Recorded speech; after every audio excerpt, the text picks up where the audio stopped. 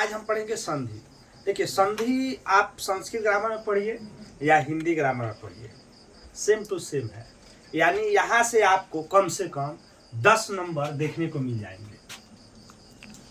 5 number आपको मिलेगा Hindi grammar में और 5 नंबर आपको देखने को मिलेगा संस्कृत ग्रामर में। आपको हिंदी ग्रामर के या संधि पढ़िए या संस्कृत ग्रामर का संधि पढ़िए, बस थोड़ा सा अंतर आपको वहाँ पर संस्कृत में पूछे जाएंगे विसर्ग हलंत तुलंत लगा के, और यहाँ पर हिंदी में पूछे जाएंगे। लेकिन कभी कभी ये होता है कि हम संधि पढ़ लिए हैं लेकिन ऑब्जेक्टिव बन नहीं पाता है, हम ऑब्जेक्टिव बना नहीं पाते हैं। या तो बहुत ऐसे बच्चे हैं जो रट के जाते हैं, तो रटा हुआ तो ग्रामर में काम करेगा नहीं। ऐसा थोड़े ना है कि आप रमेश का रट के जाएंगे तो रमेश का आएगा, रमेश की जगह पर उमेश का भी आ सकता है। तो कहीं ना कहीं ये चीज़ें बहुत सारे बच्चों का प्रॉब्लम होता है। तो समझ लेते हैं पहले कि संधि में किस तरह से ऑब्जेक्टिव पूछे जाएंगे। 1 नंबर आपका पूछेगा संधि विच्छेद से। 1 नंबर पूछेगा संधि विच्छेद से। संधि विच्छेद का अर्थ होता है कि आपको कोई एक नाम दे देगा, उसको तोड़ देना है। और सबसे बड़ी समस्या यह है कि बहुत ऐसे बच्चे जिनको संधि विच्छेद करना नहीं आता। संधि पढ़ लिए 5 साल 6 साल 7 साल पढ़ लिए, लेकिन अभी तक संधि विच्छेद करना नहीं आता है। आप आज संधि विच्छेद करना भी सीखेंगे और फिर कभी भी आपसे कोई अगर संधि विच्छेद कहने के लिए कहे तो आप कर देंगे। दूसरा क्या पढ़ेंगे आप? संधि करें। क्या करें? संधि विच्छेद मतलब तोड़ दीजिए, संधि मतलब जोड़ दीजिए। तो संधि करने का मतलब कि आपको तोड़ के देगा, संधि विच्छेद करके देगा और फिर आप उसको क्या करेंगे? संधि करेंगे।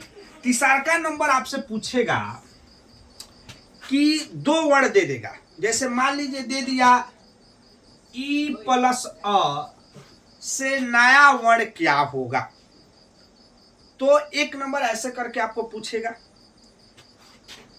चौथा नंबर आपको भेद से पूछ देगा कि संधि के कितने भेद हैं, स्वर संधि के कितने भेद हैं।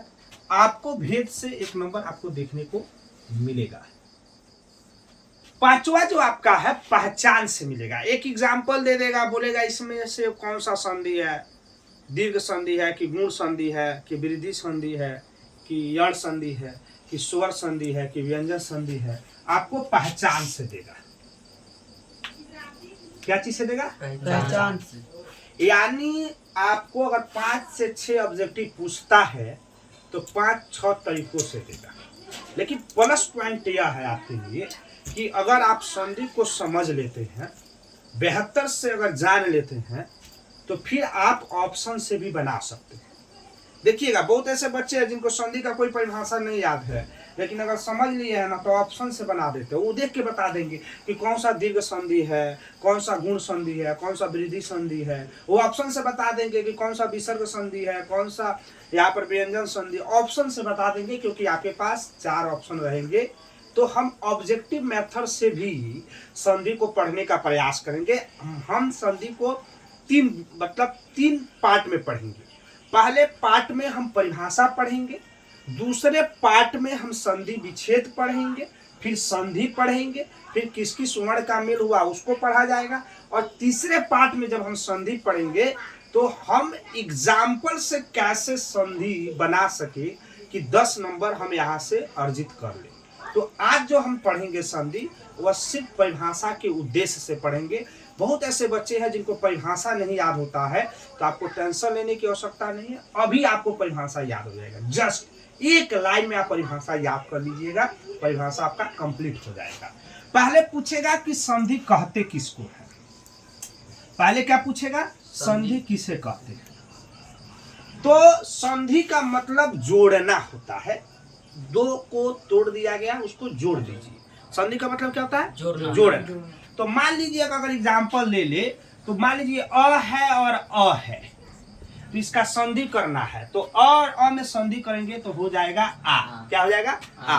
तो 2 वर्ण है, तो 2 वर्ण जब आपस में मिलेंगे तो एक नया वर्ण बन जाता है, नहीं बन जाता है?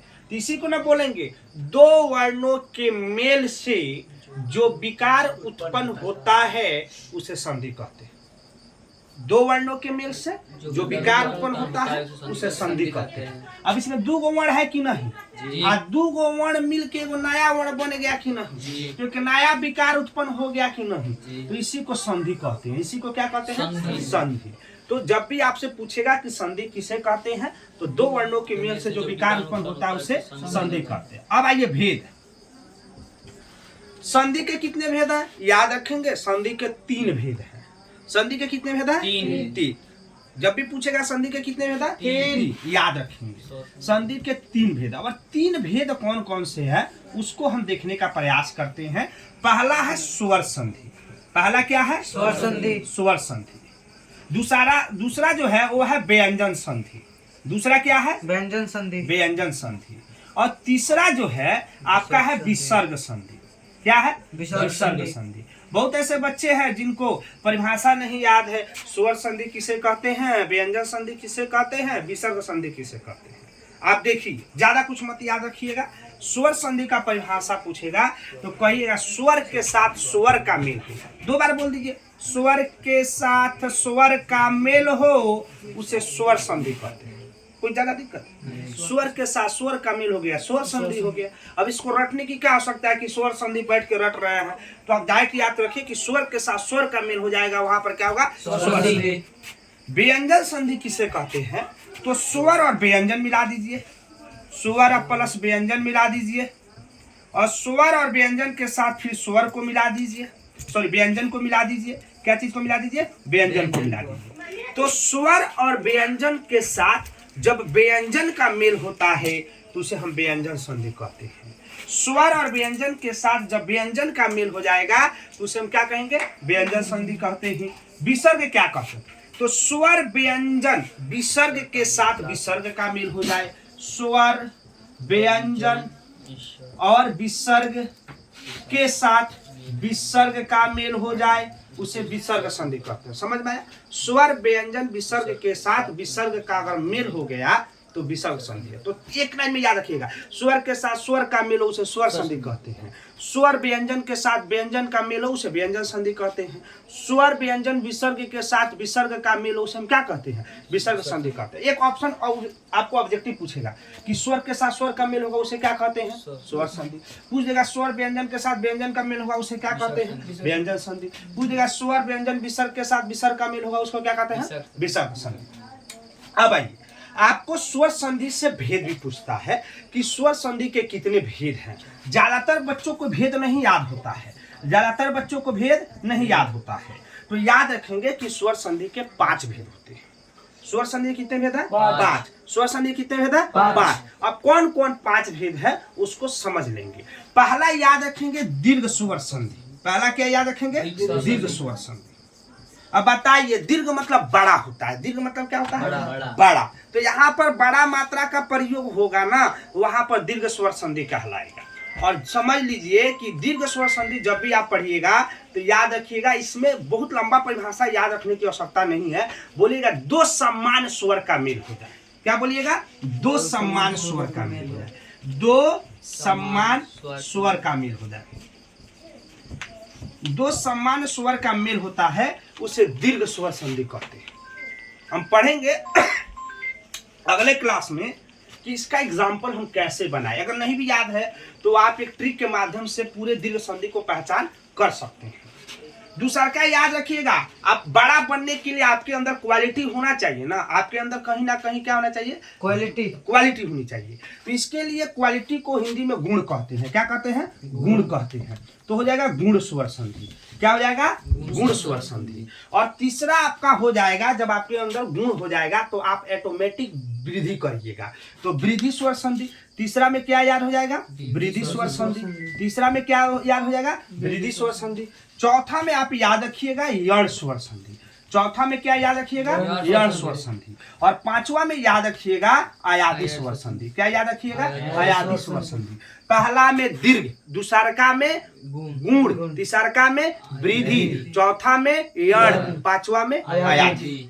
अब इसका परिभाषा जो है यहाँ से जब हम कल पढ़ेंगे तो देखेंगे किस तरह से दीर्घ स्वर संधि, गुण स्वर संधि, वृद्धि स्वर संधि, यण स्वर संधि और आदि स्वर संधि, मात्र एक एक लाइन में पांचों का हम परिभाषा देखेंगे। और कल ये सबसे इंपॉर्टेंट एग्जाम की दृष्टि से सबसे ज्यादा अगर देखेंगे तो आपको ऑब्जेक्टिव यहाँ देखने को मिलेगा। तो कल हम पूरा इसका ऑब्जेक्टिव कंप्लीट करेंगे दूसरे क्लास में, और तीसरे क्लास में हम व्यंजन पढ़ेंगे, और फिर अगले क्लास में हम विसर्ग पढ़ेंगे, और इसके साथ ही हम ऑब्जेक्टिव कंप्लीट करेंगे। पहले अभी देख लेते हैं इसमें क्या क्या ऑब्जेक्टिव आज कंप्लीट हो गया। पहले आपसे पूछेगा कि जब दो वर्णों के मेल से जो विकार उत्पन्न होता है उसे क्या कहते हैं? संधि कहते हैं। एक ऑब्जेक्टिव यहाँ से मिल जाएगा। दूसरा ऑब्जेक्टिव पूछेगा कि स्वर संधि के कितने भेद होते हैं? 3, याद रखिएगा, स्वर, व्यंजन और विसर्ग। तीसरा का ऑब्जेक्टिव आपको देखने को मिलेगा कि स्वर संधि के कितने भेद हैं? 5। पहला दीर्घ, गुण, वृद्धि और आदि। फिर आपसे पूछ देगा कि दो समान स्वर का मेल होता है उसे कौन सा संधि कहते हैं? दीर्घ स्वर संधि कहते हैं। और कल फिर हम इसको पहचान कुछ ट्रिक देखेंगे और संधि को आगे हम कंप्लीट करेंगे, क्योंकि थोड़े थोड़े संधि पढ़कर हम कंप्लीट कर सकते हैं। तो आज के लिए आपको ब्रेन स्टेशन आर पर संधि का छोटा वीडियो बनाया जा रहा है, जो आप इसको देखें, और फिर कल आप फिर हमारे ब्रेन स्टेशन आर जिसकी गाड़ी चलती है सफलता की ओर पर अगले संधि का वीडियो देखेंगे। धन्यवाद।